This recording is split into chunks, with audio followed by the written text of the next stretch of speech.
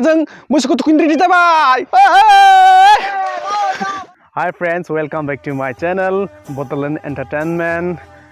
गिबियावनो गोदान बोसोर रंजालि बैसागुनि गोजोन हामलायनायखौ गासैनिसिम बावहरनाय थाबाय आरो दिनैनि बे गोदान फ्रेश भिडिअ नोंथांखौ बरायबाय। नोंथांमोना मिथिखागौ बर'फोरनि बा आसामनि देरसिन फोरबोआनो जाबाय बैसागु।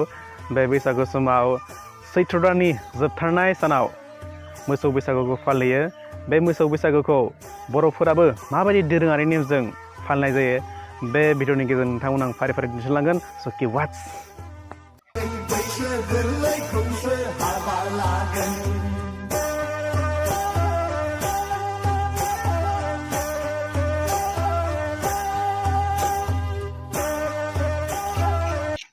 बेखौ जानाय थाव होनानै लगायनानै मोसौनि बिखुङाव फोननाय जागोन।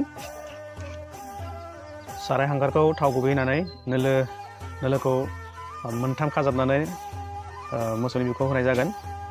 बेहा बेखौ खालामगासिनो। बर'फ्रा गोदो गोदायनिफ्रायनो आबाद मावनाय समाव मोसौ मैसोखौ बाहायबोदों। बेखायनो मोसौ मैसोआ बर'फोरनि गोनांथार जिब। बैसागु समावबो बेखौ जोङो सिबिबोदों, फालिबोदों। बे समाव नोंथांमोना नुनो मोन्दों फंबाया मोसौनि बिखुङाव हांगारजों दागो होनाय नुनो मोन्दों। नोलोखौ मोनथाम खाथाबनानै सिन होनाय नुनो मोन्दों। बेबायदि होनायनि जाहोनानो जाबाय बे मोनसे दोरोङारि नेम। गोदो मोसौफोरखौ उदाङै हगारना होनाय जायोमोन हाग्रा बंग्रा। बेखायनो मोसा लख्राफोरजों जाजानो गिनानै मोसा लख्राफोरादि बेखौ सिनायनो हाया जाहाथे बेनि थाखाय बेबायदि दागो होनाय जायो होननानै गोबां गोदोनि सुबुंफ्रा बुङो। जाहाथे मोसा बायदि नुयो, बेफोरबायदि मोसाफोरा सिनायनो हाया, सिखार खालामजाया, बेनि थाखाय बेखौ होनाय जायो होननानै बुङो गोबां सुबुंफोरानो। बे समाव नोंथांमोना दिन्थिनो लादों नैबे आदामोना साजायनो थाखाय माखासे लाव फान्थाव दिग्लिलिटि हालदै माखासे बेसादखौ माला सुगासिनो। बे समाव जों आदामोनाव सोंनो लागोन एसे बेखौ मायाव दोनगोन आदा? न'आव एथागोन ना? न'आव आरो बाख्रियाव लोगोसे मोसौ गलियाव न? बेयाव मोनबेसे बिद होनाय जायो ओरैनो? बेयाव मोनजिनै बिदनि बेसादफोर होनाय जायो।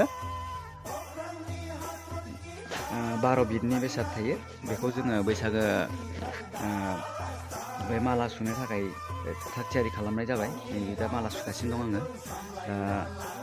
मोसौ थुखैनो लांनो लाहार फाहार खालामगासिनो। ओमफ्राय माला सुखांबानो जों मोसौ थुखैनो लांनाय जासिगोन। बे समाव नुनो मोन्दों आदामोनखौ सबाय गोरान बुट माखासे मोसौ गलियाव सारनाय नुनो मोन्दों। मानि थाखाय सारदों बेखौ जों एसे मिथिना लानि। दा जोङो बे सौराय बुट आरो सिबिं एवनायखौ जोङो 12 दाननि थाखाय मोसौ थुखैनो लांनायनि सिगां जोङो बेमार आजार जायैनि थाखाय जों सारनानै जोङो थुखैनो लांनाय जायो। बेखौनो जोङो दा सारग्रोनानै जोङो नै मोसौखौ दिहुननानै जोङो दैमायाव जोङो थुखैनो लांनो आखायाव लाबाय। नै दा जोङो मोसौखौ दैमायाव थुखैनो लांगासिनो। दिग्लिलिटि थाराय बायदिजों जोङो मोसौखौ बुयै लांगासिनो। दिनै लावथि बाहायनो मोना मोसौखौ।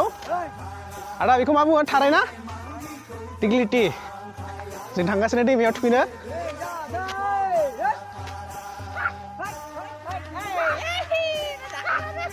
लाव जा फान्थाव जा बोसोर बोसोर एरबाय था, बिमा गायदे बायदि दा जा, बिफा बलद बादि जा, नोंसोर जागोन जांगिला। लागाव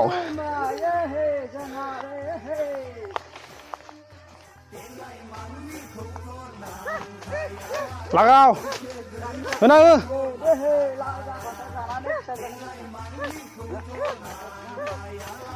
औवा सिंसो लांबाय। दाना जों मोसौखौ थुखैनो रेडि जाबाय।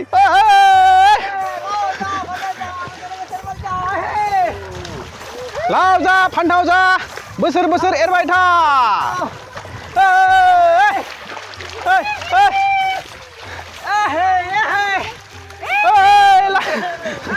लागा जाबाय बोसोर बोसोर एरबाय था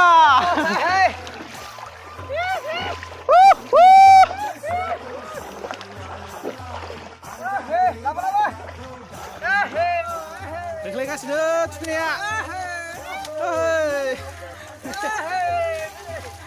जाबायलै दाना जोङो मोसौखौ थुखैखांबाय जों मोसौखौ हगारना होदों मानोना दिनै मोसौफोरनि फ्रिदम हगारनांगौ मोसौखौ जोङो खाना दोननो मोना दा बेलासियाव जोङो मोसौखौ दिरुं गोदानजों जों खाना दोननाय जागोन बे समाव आदामोना मा खालामगासिनो मालाखौ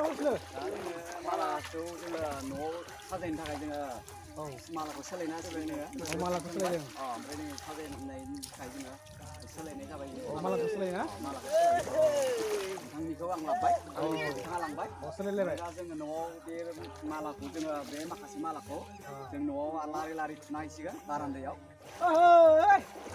जोङो दुगैलांखानोसै दैमायाव फैबाय नालाय